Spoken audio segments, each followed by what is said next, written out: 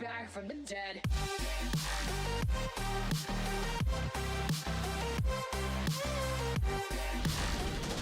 Hey guys, Frozen X is here, and this is the second time I'm making this video. This is actually the video that I mentioned in my video where I talked about not being able to make a video yesterday. But pretty much, yeah, I made this video, and I don't know why I talked for so long. The video was almost 20 minutes long. There's no way you can talk about defense rates for 20 minutes without, being goddamn redundant about everything. So we're going to do this in a more efficient time manner this time. So let's get right into it. This should probably take up the span of one raid. Now, first off, the biggest tip that I have for defense raids, and, you might agree with me, you might not. A lot of the stuff you might not agree with me on. This is just a lot of personal opinions and what I've found works best for me, and I've made it pretty far in the game. I'm level 4 scavengers, level 3 with the other two factions. I have over 1,500 scrap and nearly 700 copper, or 600 copper. I don't remember the number, but it's a lot of copper, and about 500 or 600 wires. Don't know the exact number on that either. But anyway, right into it. My biggest advantage that I seem to have is the ability of frontward-facing melee weapons. To me, that is a must in defense raids, because if you notice, a lot of the vehicles are melee vehicles. I don't know why, but it seems like about half to 3/4 of all the vehicles in defense raids are melee-based vehicles.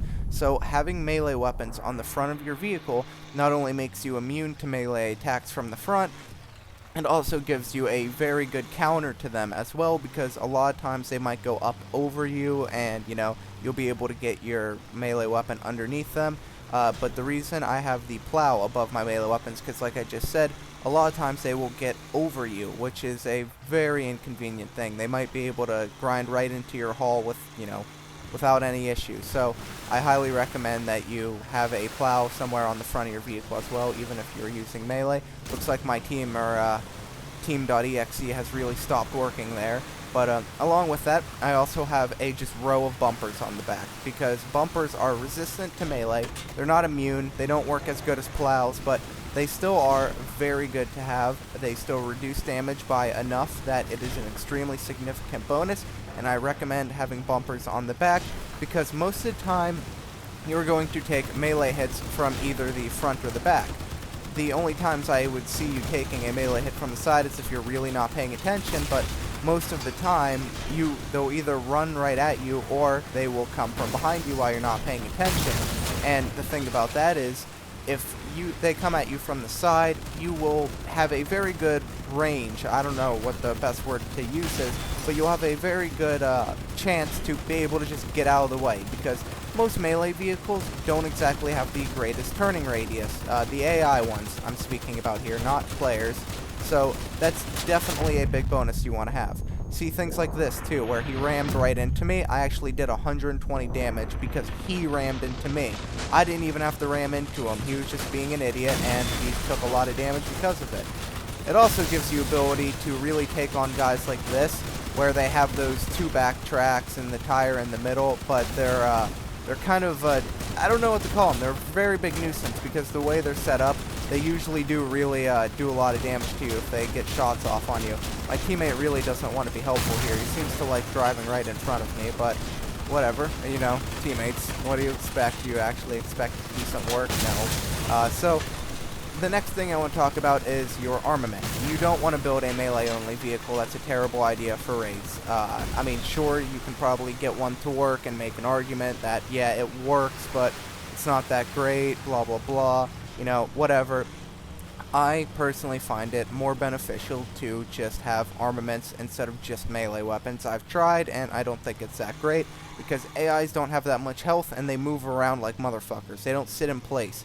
So I would go with medium or heavy machine guns. If you want to do a light machine gun spam, that works just as well, but I prefer the heavier machine guns over the, larger amount of machine guns, just because to me it seems like you do more bullet damage, you will be able to knock parts off a bit easier, and that's really what this comes down to. A lot of the AI are just, it's just a game of knocking parts off to make them ineffective. That's really all it's kind of how I see it. Just keep trying to shoot off tires, shoot a gun off, make them useless. If they're useless, they can't hurt your team anymore. So that's definitely how I stand on that. Autocannons work just as well too. 25mm and 20mm work great. Again, high bullet damage weapons I think are better than just, spamming LMGs, but that's a personal opinion. I would stay away from cannons as well as pyre launchers. Anything that has a set amount of ammo is not a great thing to bring into a defense raid, because you're fighting such a large amount of AI that having a, limited amount of ammo is going to really hinder down your team's progress, because almost can guarantee you'll run out of ammo. Now, on things like the boss, this is where your melee will really, start to shine, because against the boss, it helps a lot to have melee, because eventually you're going to knock out a lot of their tires. That's really how you take down a boss, just keep shooting at the tires. And once you're in a situation like this, where you can, keep grinding away at them, that's where you really start to show how good melee is in here. Like, look at this. The boss basically dead. There we go. That was almost nothing. So having melee really works out well, especially against bosses. And that's what I meant by sometimes ramming. They go up over you. So that's why I have the, what's it called? The plow there. Anyway, also, the best tip I can give is just don't be stingy with your destructs. You'll most likely beat the wave. I mean, we have 9 health left, but we did it fine. We cut it kind of close, but we worked as a team and got it all done. There's not really too much else to say.